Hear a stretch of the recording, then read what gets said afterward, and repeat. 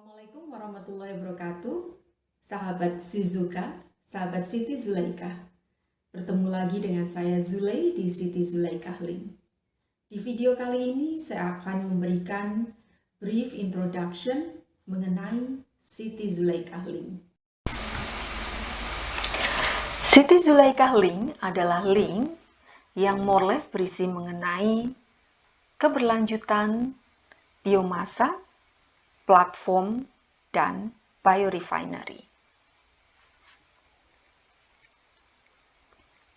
Sustainability. Apa itu keberlanjutan? Keberlanjutan di sini berfokus pada pemenuhan kebutuhan saat ini tanpa mengorbankan kemampuan generasi mendatang untuk memenuhi kebutuhan mereka. Keberlanjutan yang demikian akan ditopang dengan 3 pilar, yaitu ekonomi, masyarakat, dan lingkungan. Keberlanjutan ini juga inline dengan Sustainable Development Goals atau tujuan pembangunan berkelanjutan yang disingkat dengan SDGs yang dilaunching pertama kali pada tahun 2015 oleh Majelis Umum Perserikatan Bangsa-Bangsa. SDGs ini diharapkan dapat dicapai pada tahun 2030. SDGs adalah kumpulan dari 17 tujuan global yang saling terkait yang dirancang untuk menjadi blueprint untuk mencapai masa depan yang lebih baik dan berkelanjutan untuk semua. SDGs ini dikembangkan dalam agenda pembangunan pasca 2015 sebagai kerangka pembangunan global masa depan untuk mensukseskan tujuan pembangunan milenium yang telah berakhir pada tahun 2015.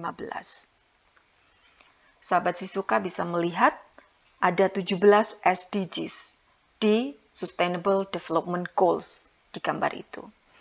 Yang pertama, tanpa kemiskinan. Kedua, tanpa kelaparan. Ketiga, kesehatan dan kesejahteraan yang baik. Keempat, pendidikan berkualitas. Kelima, kesetaraan gender. 6, air bersih dan sanitasi. 7, energi yang terjangkau dan bersih. 8, pekerjaan yang layak dan pertumbuhan ekonomi. Kesembilan, industri, inovasi, dan infrastruktur. 10, berkurangnya ketimpangan. 11, kota dan komunitas yang berkelanjutan. 12, konsumsi dan produksi yang bertanggung jawab. 13, aksi iklim. Ke-14, kehidupan bawah air. Ke-15, kehidupan di darat. Ke-16, perdamaian, keadilan, dan kelembagaan yang kuat. Dan yang terakhir, nomor 17, kemitraan untuk mencapai tujuan. SDGs ini hanya dapat kita capai dengan memanfaatkan sumber daya alam yang bersifat terbarukan, ramah lingkungan, dan biodegradable, yang biasanya kita sebut sebagai biomass. Sehingga saat kita bicara mengenai biomass, maka biomass ini adalah fraksi biodegradable, baik itu dari produk, baik itu dari limbah, baik itu dari residu. Yang bisa berasal dari kegiatan pertanian, kehutanan dan industri terkait, perikanan dan budidaya, serta bisa berasal dari fraksi biodegradable dari limbah industri dan kota. Sahabat Shizuka bisa melihat bahwa dengan melihat definisi biomasa, maka Indonesia ini adalah negara yang melimpah. Ya. Indonesia adalah penghasil kelapa sawit nomor 1 di dunia.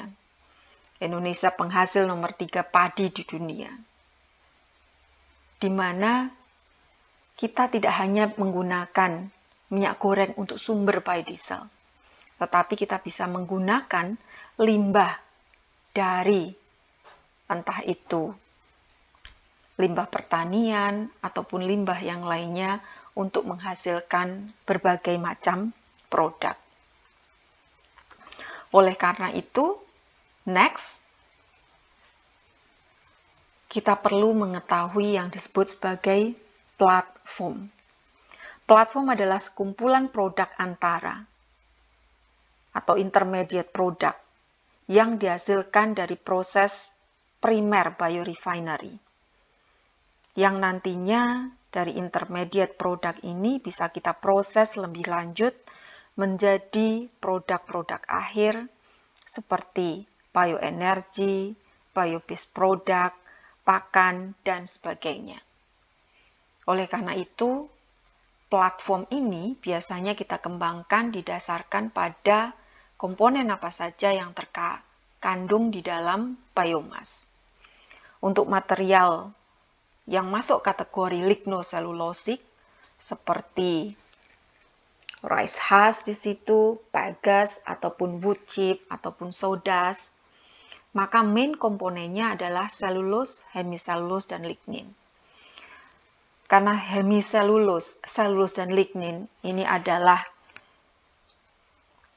seperti satu kesatuan, maka kita harus bisa memisahkan hemiselulose dari selulose dan lignin. Nah, ini yang kita sebut sebagai intermediate product.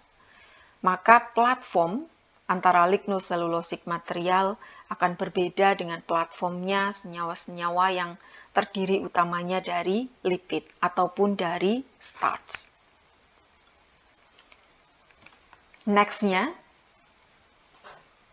di link ini, pendekatan yang kita gunakan adalah dengan menggunakan konsep biorefinery. Biorefinery adalah industri terpadu yang menggunakan biomasa sebagai bahan baku dan berbagai teknologi yang berbeda, sehingga ini terintegrasi untuk menghasilkan berbagai macam produk. Sahabat Sisuka bisa melihat di ilustrasi ini mengenai konsep biorefinery. Maka dari biomass resources, maka kita akan proses secara terintegrasi sehingga akan dihasilkan berbagai macam produk. Entah itu untuk biofuel, biochemical atau biomaterial, ataupun untuk biopower. Secara overall, dapat kita simpulkan bahwa link ini, Siti Zulaikah Link, akan berbicara banyak nantinya mengenai pemanfaatan biomasa menjadi berbagai macam produk. Baik itu sebagai intermediate product, karena kita nanti fraksinasi, ataupun kita proses lanjut dari intermediate product menjadi berbagai macam produk akhir yang akan menggunakan pendekatan biorefinery yang berkelanjutan.